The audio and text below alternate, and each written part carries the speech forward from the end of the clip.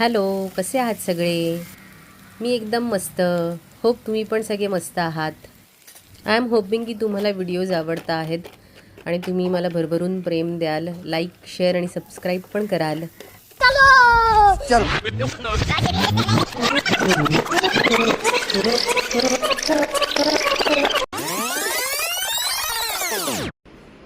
Hello. So I have searched for my angle. What do you mean by that? I mean to say की मी सेटिंग्समध्ये जाऊन जे अँगलबद्दल मी तुम्हाला काल कंप्लेंट केली होती की ह्याच्यामध्ये उलटं दिसतं, सो ते मी सरळ केलं आहे. ये हॅपी. बट बाकीचा सगळा जो रिव्ह्यू आहे तो तसाच राहणार आहे. अरे बापरे. Okay, enough with the mobile review. आता काय जे आहे ते पदरी पडलं, पवित्र झालं, like that. So actually as I told की मम्माची थोडी माझी तब्येत नाही आहे okay. So I don't want to tell you about what is she going through, but I am hoping that she will get soon better. आणि आज actually तिचं लास्ट सेशन आहे. सो मी नाही गेली आहे यावेळेस, माझी बहीण आली आहे माझी. So she is with her. वो मी जस्ट मला आलेला घाम पुसत होती and the video started. I think मला हे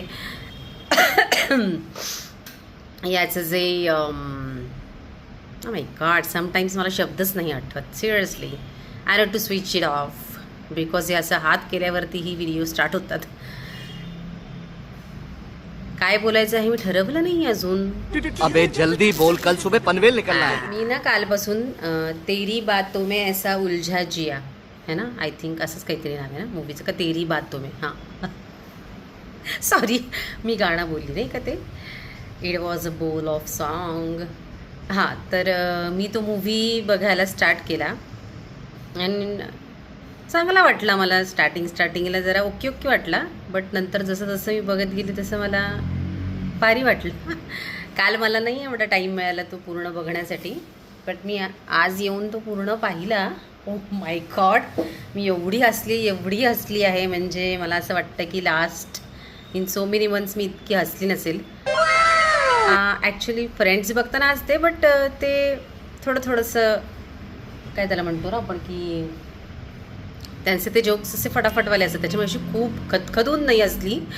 बट हा मूवी इज लाईक मॅडनेस. म्हणजे त्यांना कसं काय एवढं असं सुचत असेल ना, सिरियसली खरंच इट्स रिअली फनी मूवी.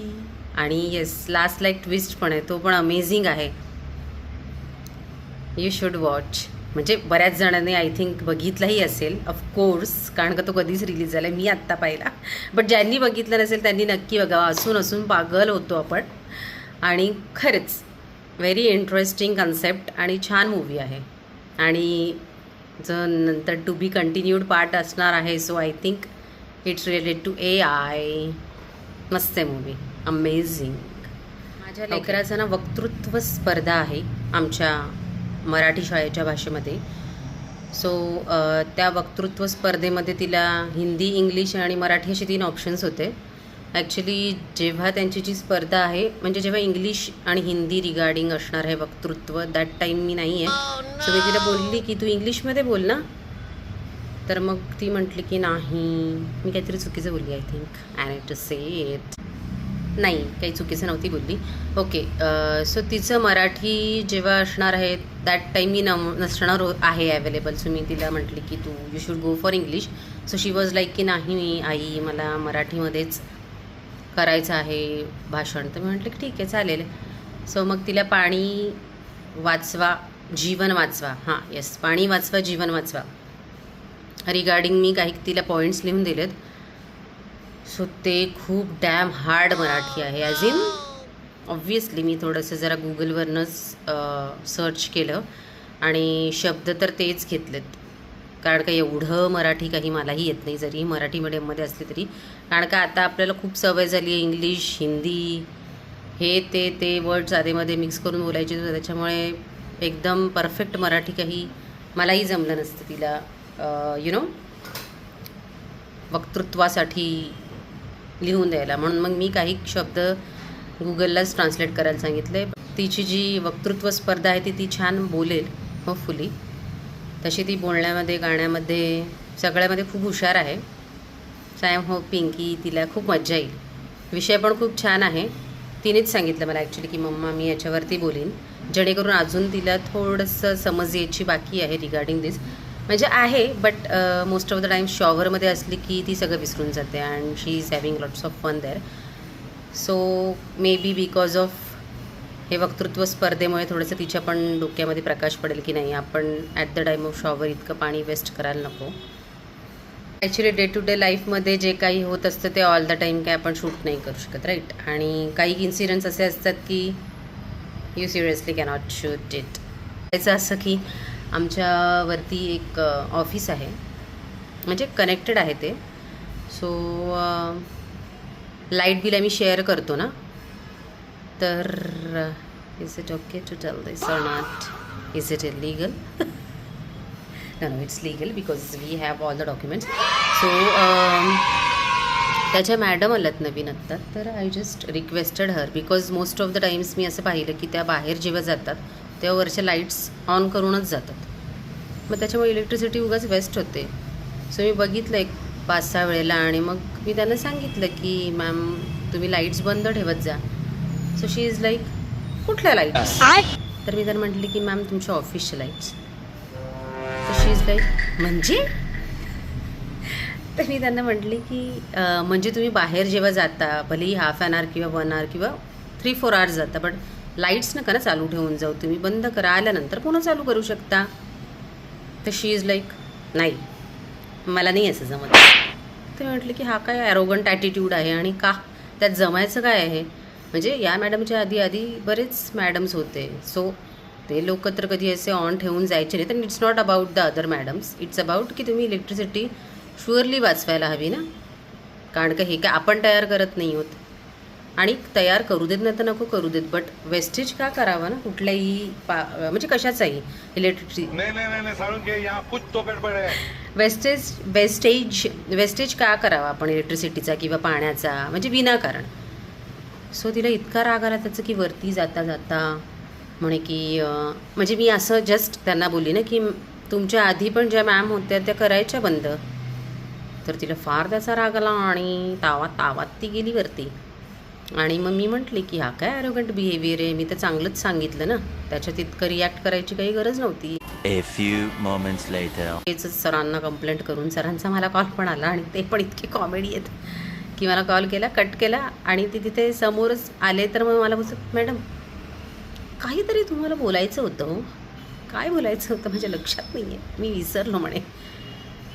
तर मग मला आलं लक्षात की जाऊ देत, हे बोलतायत नाही बोलतात का नक्की कुठला विषय बोलतात मला माहीत नाही. पण मग मी त्यांना म्हटलं की अभी मजा आएगा ना भिडो. काही नाही आहे, इलेक्ट्रिसिटी वाचावी एवढंच मग त्याच्या मागचं कारण आहे. तर ते म्हणतात हो बरोबर ठीक आहे सांगतो मी त्यांना. आणि मग ते वरती गेले आणि तासाभरानंतर परत त्यांचा कॉल आला आणि मी कॉलवरती बोलणं ऐकलं की ती मला असं बोलत होती की तुमच्या आधी पण इथे भरपूर मॅडम होत्या. आणि सरांनी फोन कट केला. मग मी त्यांना कॉल बॅक केला. तर मी सरांना म्हटलं की हां बोला सर. तर म्हणतात आज काय माहिती काय होतं मॅडम म्हणे की तुम्हाला ते ॲक्च्युली नाही येतात ऑफिसमध्ये. म्हणून मी बघते की नाही तर आला इतक्यात तर परत अशोक व्हायच्या. अशोक म्हणजे काय नंतर सांगते. सो त्यांचं असं म्हणणं की काय माहिती काय आज झालं आहे मॅडम, चुकून आज तुम्हाला सारखा फोन लागतो. तर मी म्हटलं की सर चुकून नाही लागला तुमचा फोन, मला ऐकायला आलं की त्यात कंप्लेंट करत होत्या की मी असं बोलवती. तर बापरे ते एवढ्या जोरात असायला लागले, कारण का त्यांनाही माहिती आहे की काय आहे नॉनसेन्स लहान मुलांसारख्या कंप्लेंट करायच्यात म्हणून. तर मग काहीतरी ते बोलले, आता माझ्या लक्षात नाही तेवढं. तर मग मी त्यांना म्हटलं की हे बघा सर मी चांगल्या दृष्टीने सांगितलं की लाईट वेस्ट नको जायला म्हणून. तर मी म्हटलं की आपण शेअर करतो तसं पण बिल, सो मला काही फरक पडत नाही. मग जर का एवढंच असेल किंवा तुम्ही जर का त्यांची बाजू घेऊन बोलणार असाल की असू देत किंवा त्यांना लाईट मोबाईलची लावून घेऊन जायला नाही होत ह्या तेव्हा एवढं, तर म्हटलं की मला काही प्रॉब्लेम नाही, तुम्ही लाईट पंखे AC सगळं चालू ठेवा, बिल फक्त 70% शेअर करा. तर ऑब्व्हियसली मला माहिती की असं बोलल्यानंतर तर ते अलाउडच नाही करणार ना त्यांना की का.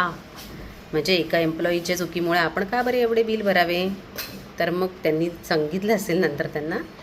So after the next day त्यांनी लाईट बंद करायला सुरुवात केली.